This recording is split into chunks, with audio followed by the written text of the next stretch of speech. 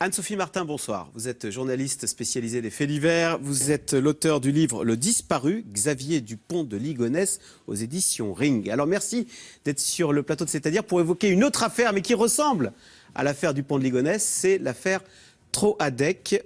Donc c'est une famille originaire de Nantes, de Orvaux, qui a disparu il y a 15 jours, le 16 février. Voilà, on les voit tous les quatre, dans des conditions très étranges et dramatiques.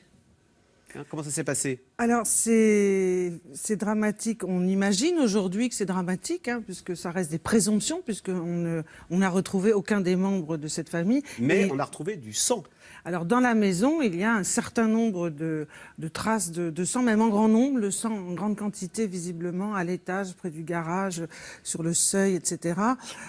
Donc, si vous voulez, on a des présomptions sur, évidemment, une scène violente, une scène criminelle dans cette maison, mais on n'a pas retrouvé de corps. Voilà, mais il y a le sang du père, Pascal, le sang de la mère, Brigitte, le sang du fils, Sébastien. En revanche, il n'y a pas le sang de Charlotte. Bon, et alors, tous les quatre ont disparu. Tout à fait. Alors, il n'y a pas encore le sang de Charlotte, parce que on n'a pas. Il y a eu des prélèvements en deux temps. D'abord le jeudi de la semaine dernière, puis le dimanche. Donc, il faut quand même laisser au laboratoire de la police scientifique le temps d'analyser tous les prélèvements, et ça prend quand même un petit peu de temps. Donc, il y a effectivement, de toute façon, un mystère. On se demande ce qui s'est passé. Apparemment, c'était subi, d'ailleurs. Il y a des éléments qui laissent à penser que c'était subi, parce que dans le frigidaire, on a retrouvé des sushis. Alors, on sait, vous savez, les policiers, une des premières choses qu'ils font, c'est de reconstituer l'emploi du temps récent. Et effectivement, on sait que la mère et la fille se rendent dans une agence bancaire pour faire opposition sur une utilisation frauduleuse de la carte bleue de Charlotte. Ouais. Il semblerait que ça soit lié à des achats de jeux vidéo, ce qui a orienté très rapidement, parce que les éléments bancaires, c'est ce qu'on retrouve le plus rapidement. Ouais. Et donc, ça oriente vers Sébastien, qui lui était fan de jeux vidéo et qui est donc le fils.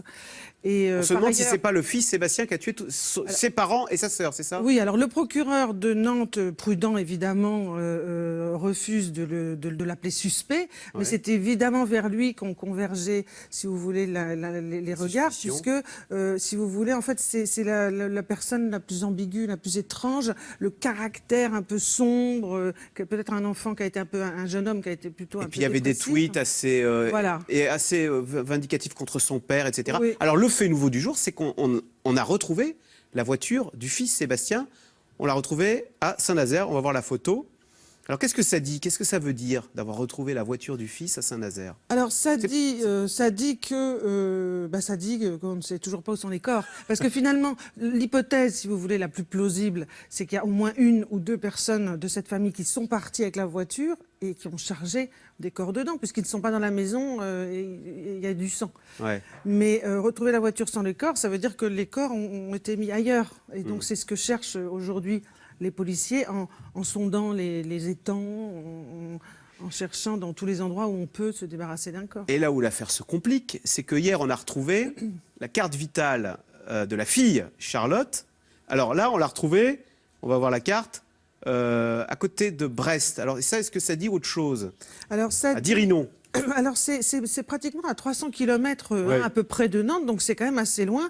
En même temps, vous l'avez dit vous-même, il y a 10 jours, donc 10 jours avant que les recherches ne commencent, donc il y a le temps de faire un certain nombre de choses. C'est le berceau de la famille de la maman. Donc ça oriente vers un drame familial, c'est ce que ça pourrait vouloir dire. Alors c'est probablement. Alors encore une fois, le procureur de Nantes n'a pas voulu resserrer tout de suite sur une affaire à dimension familiale, donc un huis clos familial, puisqu'il a toujours laissé ouvert l'hypothèse d'un geste extérieur, de quelqu'un d'extérieur à la famille. Ouais. Mais c'est quand même vraisemblable. Alors, ce qui complique la tâche, le travail d'enquête, c'est que ces faits ont eu lieu il y a 15 jours, ils remontent au 16 février, et je vous propose d'écouter le point de vue de deux anciens enquêteurs, un ancien policier et un ancien enquêteur professionnel. On écoute. Ça fait 10 à 15 jours que cette famille a disparu. Pendant ces 10 à 15 jours, il y a un certain nombre de traces qui ont disparu, de traces biologiques, à l'extérieur du pavillon notamment, en raison des conditions atmosphériques. Puis ça laisse aux criminels le temps d'effacer un certain nombre de traces, de préparer un scénario. Les crimes familiaux, généralement, c'est des scènes de crimes importantes sur place. On enlève vraiment très rarement les corps et c'est ça qui rend l'affaire vraiment singulière. Qu'est-ce qui pourrait faire débloquer l'affaire? C'est d'avoir des informations sur la personnalité des membres de la famille pour qu'on comprenne qu'est-ce qui a pu faire basculer quelqu'un? Quelqu'un de direct ou de relation directe avec eux. Il ne faut pas exclure les relations autour. Oui, ça peut être une tierce personne. Il y a eu de la manipulation. Alors, quelqu'un a emporté les brosses à dents, a saisi tous les ordinateurs, a essuyé les traces de sang. Il y a eu quand même une volonté de maquiller, grossièrement d'ailleurs, ces crimes. Enfin, on ne sait pas, peut-être qu'ils ne sont pas morts d'ailleurs. Alors oui, c'est sûr, hein, il faut toujours l'espoir fait vivre. Mais moi, je pense qu'il y a quand même c'est une scène de crime cette maison. Ouais. Donc, si vous voulez, effectivement, il y a des choses qui ont disparu. Il y a surtout les draps qui ont été ôtés des lits. Ça veut dire quoi? Ça veut dire il a fait croire Alors, que ça veut dire que on est peut-être parti. les draps étaient tachés. Ouais. Ça veut dire qu'on a voulu nettoyer ces draps. Donc, pour les nettoyer, il faut qu'il y ait une raison quand même. Donc, il y a quelque chose. On a pris les draps pour emballer les corps. Ou alors, on a voulu faire croire un départ de la famille, ce qui nous fait penser à une autre À histoire. l'affaire du pont de Ligonnès. Voilà. Puisque là, toutes les brosses à dents ont été embarquées. Justement, quels sont les points communs avec l'affaire du pont de Ligonnès? Alors, vous le disiez, on a voulu faire peut-être croire à un départ. Voilà, donc il y a une espèce de mise en scène dans la maison. Elle est plus grossière dans l'affaire Troadec, hein, puisque le sang est mal nettoyé. Dans l'affaire Ligonnès, on n'a retrouvé aucun sang, aucune trace de sang dans la maison. On a maquillé le crime dans les deux cas. Dans les deux cas, on a maquillé le crime.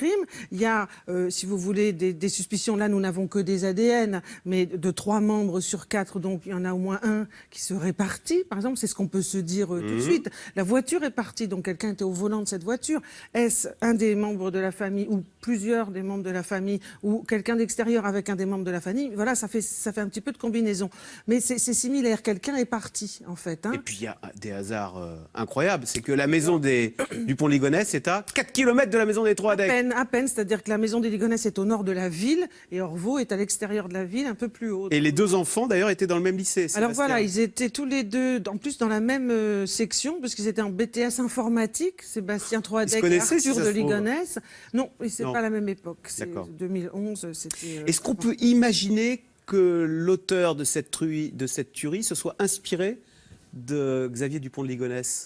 Alors c'est ce qu'on appelle les copycats dans les Ouais. affaires criminelles, c'est-à-dire les gens qui reprennent des faits, quoi, qui s'en inspirent ou de films, on a dit des séries parfois, etc. Bon, moi le copycat, là en l'occurrence, j'y crois pas trop parce que si vous voulez, dans l'affaire de Ligonnès, tout était prémédité, organisé. Ce qui là n'a pas l'air d'être le cas. On en parlait tout à l'heure. C'est plus C'est vrai précipité. qu'ils achètent des sushis, c'est dans le frigo. Le soir à 19h, la fille communique avec une amie. Les téléphones s'éteignent dans la soirée, le dernier à 3h du matin. On a l'impression que c'est quand même quelque chose peu de bâclé. très désorganisé. Bâclé, je vous laisse la responsabilité du mot. Mais en tout cas, que c'est quand même une espèce de furie, une tuerie dans une furie sanguinaire, alors que dans Ligonnès, c'était beaucoup plus organisé. Mais effectivement, c'est toute la famille qui semble être concernée. Anne-Sophie Martin, vous la connaissez par cœur, cette affaire du pont de Ligonnès. Qu'est-ce qu'il est devenu? Vous pensez à la thèse du suicide? Non. Non? Non. Vous pensez qu'il est quelque part, qu'il a refait sa vie? Oui. C'est pas vrai. Oui. Qu'est-ce qui vous laisse à penser ça? Et il serait où? Alors moi, je ne l'imagine pas en Europe à cause du mandat Interpol et pas aux États-Unis puisqu'il y est connu, mais je l'imagine plutôt, je ne sais pas moi, en Amérique latine. Moi, je l'imagine en Amérique latine, parce qu'il y a beaucoup de choses qu'il aime là-bas. D'autres ont pensé à l'Afrique, par exemple. C'est des endroits où la police ne va pas lui tomber dessus à tout moment, ne risque pas en tout cas de l'attraper. Où en est l'enquête? Elle est toujours en cours?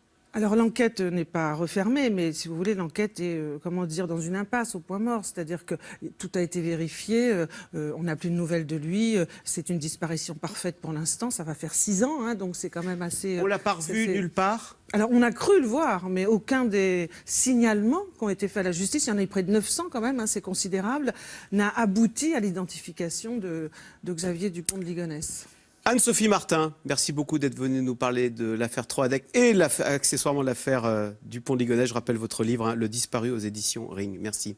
Vous restez avec nous tout de suite. Caroline Roux, c'est dans l'air. L'hémorragie continue à droite avec des défections en chaîne dans l'équipe de campagne de François Fillon. C'est dans l'air est intitulé ce soir Fillon, l'ombre de Juppé.